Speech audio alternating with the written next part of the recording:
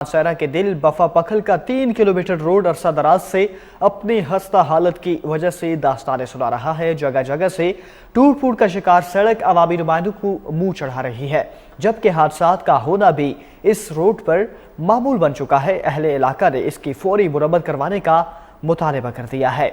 इस हवाले से मानसेरा से रिपोर्ट करेंगी आके पवान।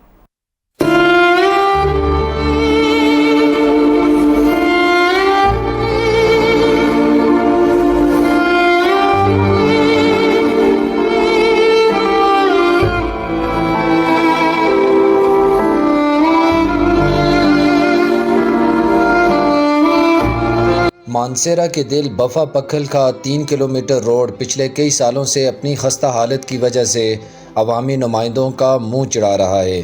बफा दुराहा को बफा पखल से मिलाने वाला वाहिद रोड जगह जगह से टूट फूट का शिकार है। इंतहाई मसरूफ़ सड़क होने की वजह से इस पर हर वक्त ट्रैफिक रवां दवा रहती है, मगर इस सड़क में मौजूद गढ़ों ने लोगों का सफ़र अज़ियत बना दिया है। स्कूल, कॉलेज, हस्पताल और मसाजिद को जाने के लिए भी यही रास्ता इस्तेमाल किया जाता है। तहसील और ज़िली इंतज़ामिया भी गफलत की नींद सोई हुई है। बफा शहर की 1 लाख की आबादी का ये दरीना मुतालबा आज भी ताख़ीर का शिकार है।